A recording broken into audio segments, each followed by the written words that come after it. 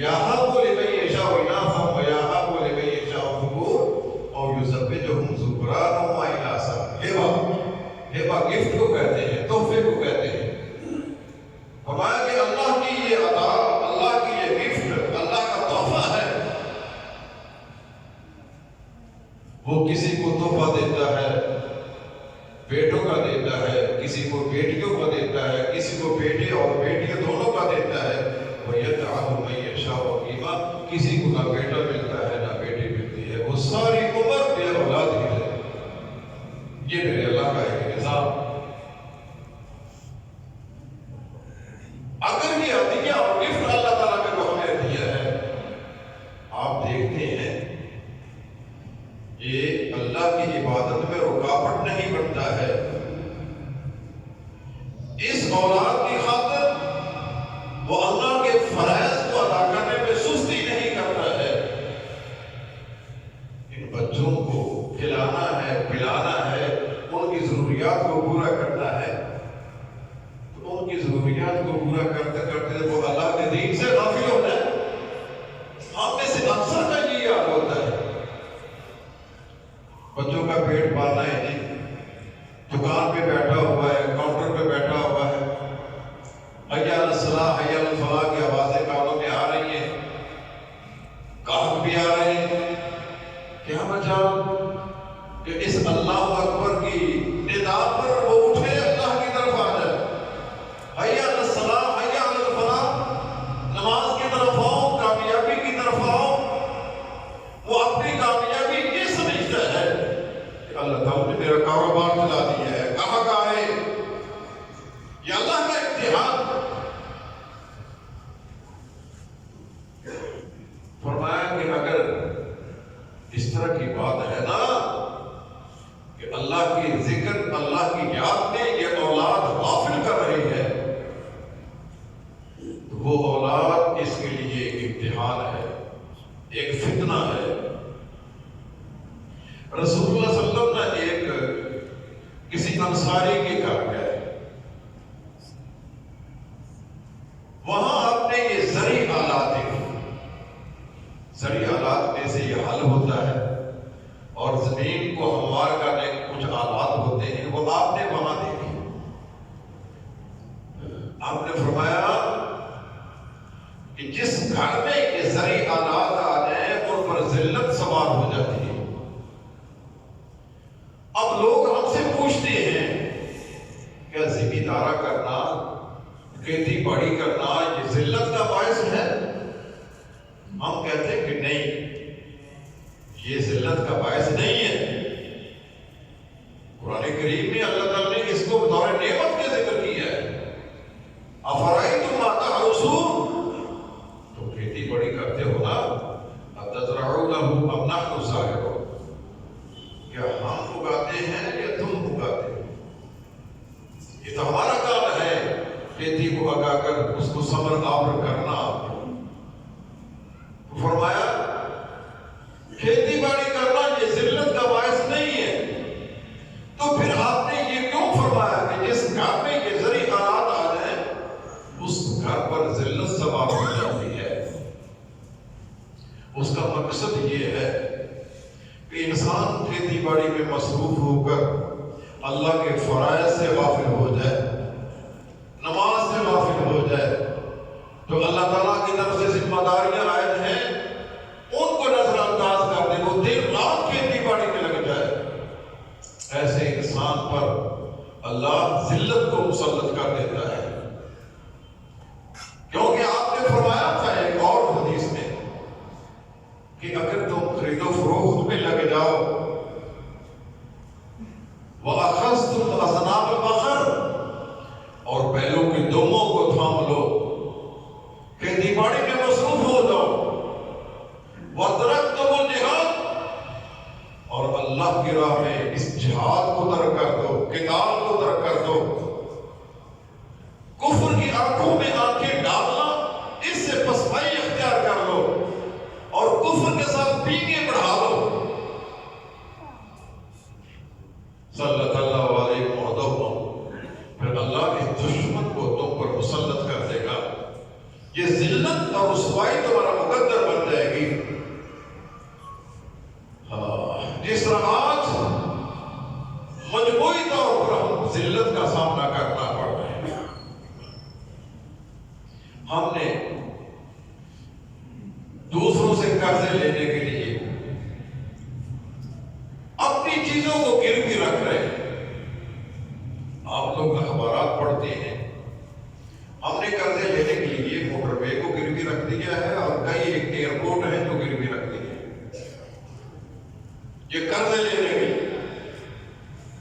آج مسلمان اس پوزیشن میں ہے کہ اس میں اپنے پاؤں پر کھڑا ہونے کی سکت نہیں ہے. وہ قرضے تو کیا ہم نے واپس کرنے ہیں, ان قرضوں پر جو سود چڑھا ہوا ہے وہ ہم واپس کرنے کی پوزیشن میں نہیں ہے.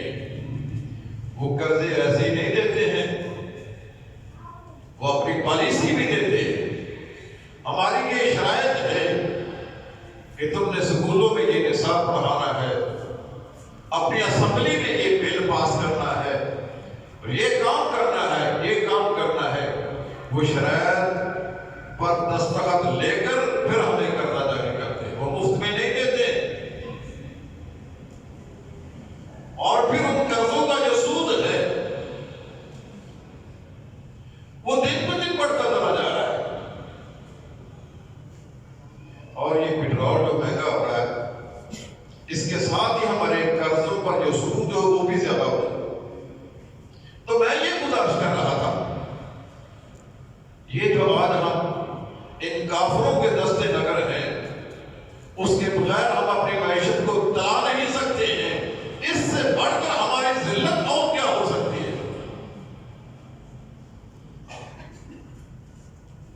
وہ شاہ فیصل مرحوم جس کے اندر ایمان کی رمق تھی, اس نے صاف کہہ دیا تھا, آنکھیں دکھائی تھی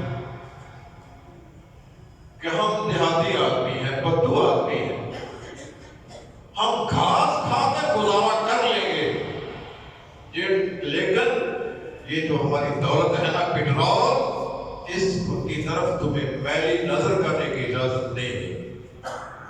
یہ نہیں ہو سکتا کہ تم ہماری معیشت کو ہاتھ میں رکھ کر ہمیں قرضے دو. یہ ہمارے مسلمانوں کی اجتماعی ذلت ہے کہ آج ہم اس پوزیشن میں نہیں ہیں کہ ہم اپنی معیشت کو سہارا دے سکیں. یہ جو اللہ کے رسول کا فرمان ہے کہ اگر تمہارے ایمان بجھ گیا اور ایمان تمہارا ختم ہو گیا, وَتَرَكْتُمُ الْجِهَادَ, تم نے جہاد کو چھوڑ دیا, تو اللہ تم پر اپنے دشمن کو مسلط کر دے گا.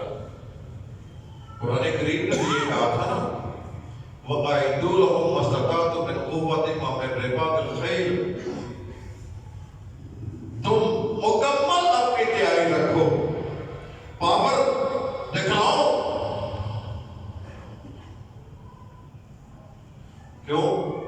مقصد کیا ہے کہ تم اپنی تیاری رکھو.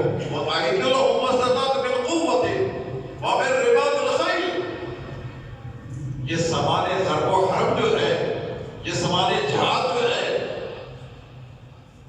آج ہمارے حکمران یہ جو ایٹم بنا لیا ہے نا, اس پر پوچھتا رہے ہیں, اگر یہ قومی دباؤ نہ ہوتا تو آج اس کو عرصہ سے دے دیتے. یہ کیوں رکھا ہم نے, یہ کس لیے بنایا؟ تُرْهِبُونَ بِهِ عَدُوَّ اللَّهِ وَعَدُوَّهُ, تاکہ اس کے ذریعے جو اللہ کے دشمن ہیں, جو تمہارے دشمن ہیں, ان پر روک داری ہو جائے. ان پر روک داری کرنے کے لیے ہم اسلحے کی نمائش کرتے ہیں. آج یہ میزائل بنا لیا, اس کی رینج اتنی ہے, آج یہ میزائل بن گیا, اس کی رینج اتنی ہے. یہ تو اللہ کا فضل ہے کہ ہمارے پاس اتنی قوت تو ہے کہ یہاں ہم بیٹھے ہوئے انڈیا کے ہر شہر کو نشانہ بنا سکتے ہیں. لیکن یہ جو ہمارے حکمران ہیں, ان کی بدنیتی ہے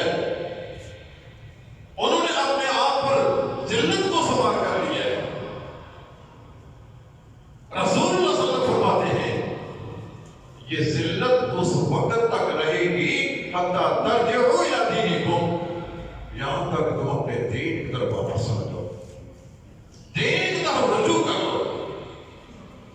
تو یہ کھیتی باڑی کرنا، کاروبار کرنا ذاتی طور پر قابل مذمت نہیں ہے، یہ مذمت اس وقت ہے، ذلت کا سوال اس وقت ہے جب ہم اس کھیتی باڑی کے اس کاروبار میں لگ کر اللہ کی یاد سے غافل ہو جائیں۔ قرآن تو یہ کہتا ہے رجال لا تلہیہم تجارۃ ولا بیع عن ذکر اللہ وإقام الصلاة وإیتاء الزکاة یخافون یوما تتقلب فیہ القلوب والابصار۔ جو اللہ کے بندے ہیں انہیں خرید و فروخت، یہ تجارت اتنا مصروف نہیں کرتی ہے کہ وہ اللہ کے ذکر سے غافل ہو جائے، نماز سے غافل ہو جائے، زکوٰۃ سے غافل ہو جائے، اس آخرت کے دن سے غافل ہو جائے جس میں آنکھیں پڑی رہ جائے گی اور دل دہک جائے۔ تو یہ ہمارا امتحان قطعاً اس کاروبار کو چلتا دیکھ کر یہ خیال مت کیجیے شاید اللہ ہم پر خوش ہے، نہیں، اللہ نے تم کو مہلت دی ہے، تمہاری رسی کو ڈھیلا کیا ہے، تمہارے اس پیمانے کو گند سے بھرنے کے لیے اللہ نے یہ مہلت دی ہے۔ اور جب وہ مہلت ختم ہو جاتی ہے اخذناہم بغتۃ فاذا ہم مبلسون، پھر اچانک اللہ کی پکڑ آ جاتی ہے اور وہ مایوس کے مایوس ہی ہو جاتے ہیں۔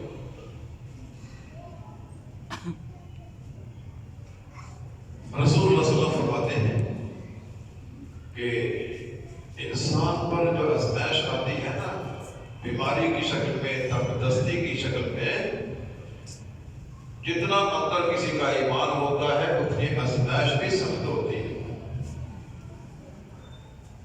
فرماتے ہیں کہ جتنا مجھے اللہ کی راہ میں تنگ کیا گیا ہے، اذیت پہنچائی گئی ہے، ایمان جتنا کسی کے اندر ہوگا آزمائش اتنی ہی بڑی ہوگی۔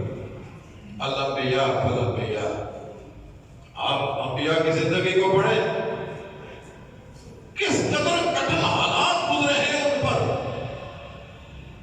مَسَّتْهُمُ الْبَأْسَاءُ وَالضَّرَّاءُ وَزُلْزِلُوا، تکلیفیں آئیں، مصیبتیں آئیں، بیماریاں آئیں، آزمائشیں آئیں، اتنی وَزُلْزِلُوا، ان کو جھنجھوڑ کر رکھ دیا گیا۔ حَتَّى يَقُولَ الرَّسُولُ وَالَّذِينَ مَعَهُ مَتَىٰ نَصْرُ اللَّهِ، رسول کہہ اٹھا، ایماندار چیخ اٹھے، اللہ کے ہاں عاجزی کرنے لگے، اللہ مَتَىٰ نَصْرُ اللَّهِ، تیری مدد کب آئے گی؟ ہم تو آخری درجے پر پہنچ چکے، مَتَىٰ نَصْرُ اللَّهِ۔ ایسے حالات میں اللہ کی طرف سے آواز آتی ہے، أَلَا إِنَّ نَصْرَ اللَّهِ قَرِيبٌ، أَلَا إِنَّ نَصْرَ اللَّهِ قَرِيبٌ۔ ہم نے الیکشن جیتنا ہونا، جو بینر لکھاتے ہیں اس کی پیشانی پر لکھتے ہیں نصر من اللہ وفتح قریب، یہ آیت کا غلط مطلب لیتے ہیں، وہ بینر پر لکھا دیا جائے نصر من اللہ وفتح قریب۔ لڑنا الیکشن ہے، یہ الیکشن جو ہے ہماری ایک لاٹری ہے، اگر کوئی ممبر بن گیا اس کی لاٹری نکل آتی ہے، اس نے کئی گنا جتنا اس کا پیسہ خرچ ہوا ہے اس کا کئی گنا واپس کرنا ہے۔ اس کا مطلب یہ ہے نصر من اللہ وفتح قریب، یہ اللہ کی طرف سے مدد ہے اس کی، اور اللہ کی طرف سے فتح اس کی۔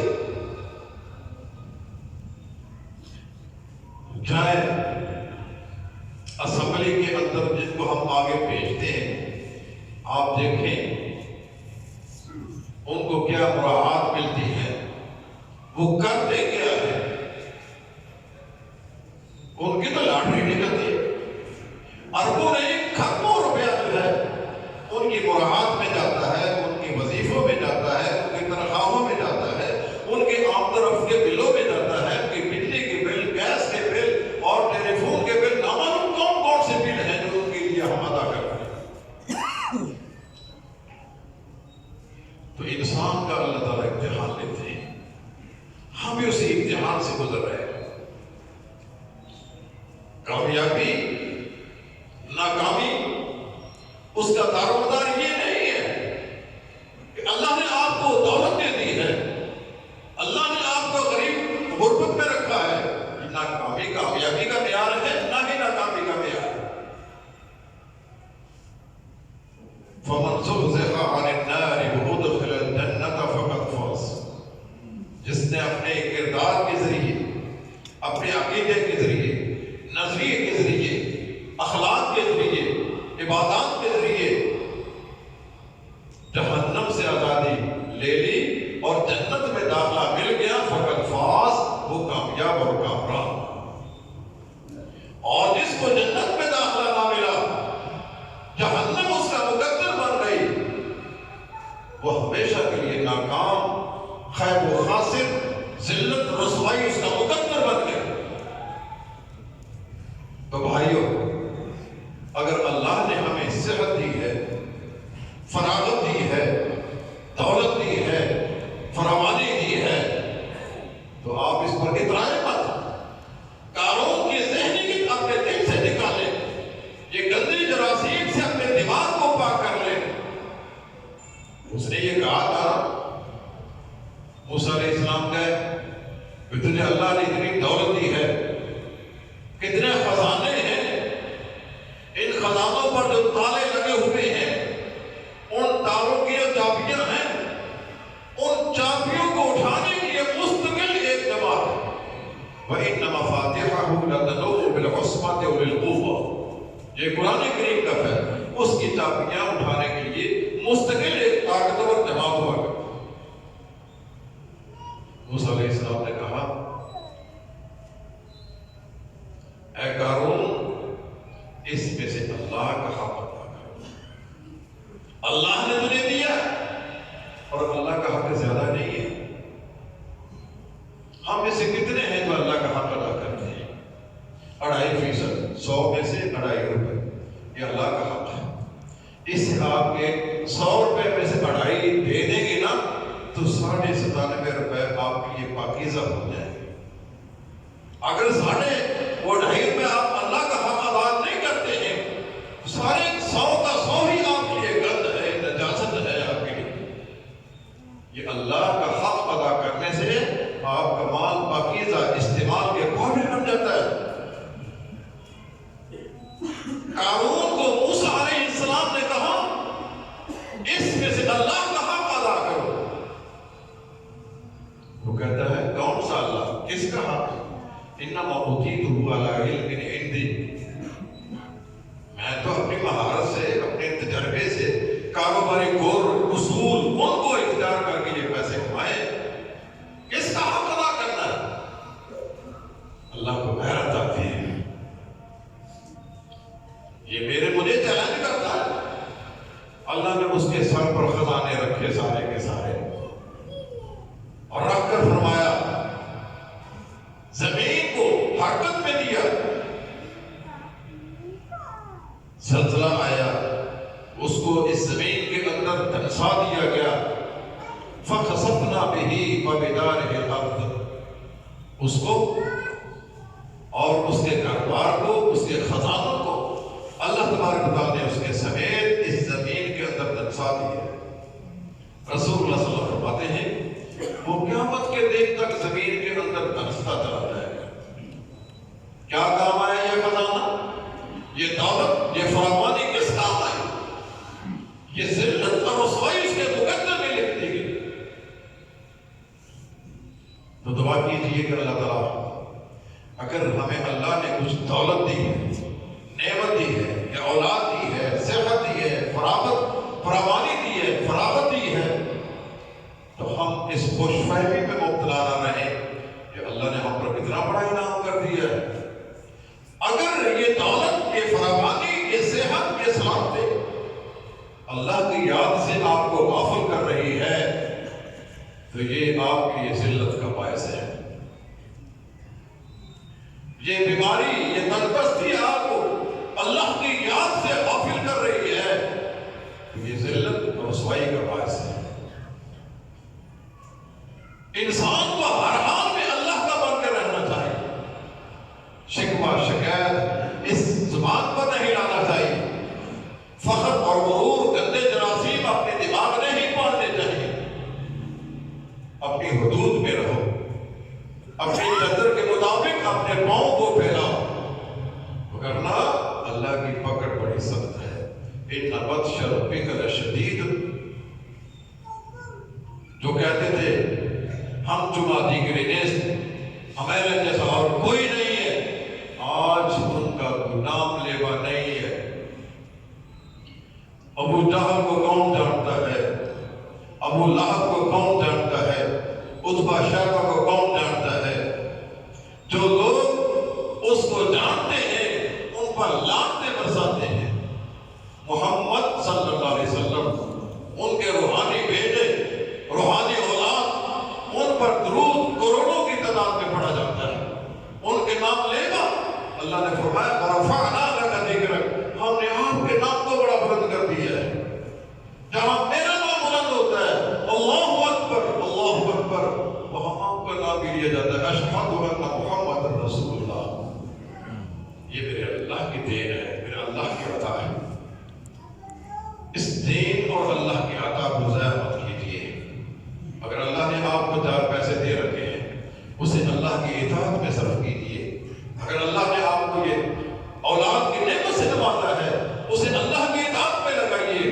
اگر اللہ نے آپ کو صحت دی ہے، سلامتی دی ہے اور فراغت دی ہے، اس کو اللہ کی اطاعت میں لگائیے. یہ اللہ کا امتحان.